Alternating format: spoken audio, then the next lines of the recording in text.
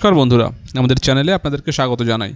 যারা চ্যানেলটিকে প্রথমবার দেখছেন তারা অবশ্যই চ্যানেলটি সাবস্ক্রাইব করে নেবেন এবং বেল আইকনটি দাবিয়ে দেবেন যাতে চ্যানেলে দেওয়া সকল ভিডিওর প্রথম নোটিফিকেশান আপনাদের কাছে পৌঁছে যায়। তো ভোট দিতে না পারলেই আপনার অধিকার কিন্তু শেষ হয়ে যাবে না, স্পষ্ট বার্তা জানিয়ে দিল কিন্তু সুপ্রিম কোর্ট অফ ইন্ডিয়া। একবার ভোট না দিতে পারা মানেই যে অধিকার খোয়া গেল তা কিন্তু নয়। বিধানসভা ভোটের আগে ভোটের তালিকা ঘিরে বিতর্কের মাঝেই কিন্তু বড় বার্তা দিল সুপ্রিম কোর্ট।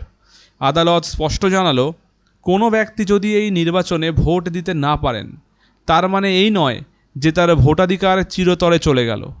আর কি বলল আদালত? প্রধান বিচারপতির বেঞ্চ জানায়, ভোটার তালিকা নিয়ে যে সমস্ত পেন্ডিং কেস রয়েছে তা দ্রুত নিষ্পত্তির কাজ চলছে। ইতিমধ্যেই প্রায় 47 লক্ষ কেসের সমাধান হয়ে গেছে। প্রতিদিন গড়ে 2 লক্ষ করে কেসের নিষ্পত্তি হচ্ছে। 7ই এপ্রিলের মধ্যে সব কেস যাতে মিটিয়ে দেওয়া যায় সেটাই কিন্তু লক্ষ্য। এই যে ট্রাইব্যুনাল গঠন করা হয়েছে তার কি ভূমিকা? নির্বাচন কমিশন গঠন করেছে অ্যাপেলেট ট্রাইব্যুনাল, যেখানে সন্দেহজনক নথি বা নাম বাদ বা যোগ সবই খতিয়ে দেখা হচ্ছে।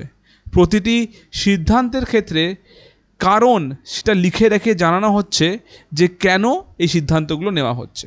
তো আদালতের মতে ভোটার তালিকা একটি চলমান প্রক্রিয়া। আজ নাম না থাকলেও পরে যুক্ত হতে পারে, আবার নাম থাকলেও যাচাইয়ের পর বাদও যেতে পারে। অর্থাৎ ভোটাধিকার একটি স্থায়ী সাংবিধানিক অধিকার। একটি নির্বাচনে অংশগ্রহণ নিতে না পারা মানেই তা হারানো নয়। এই ছিল আজকের খবর। ধন্যবাদ।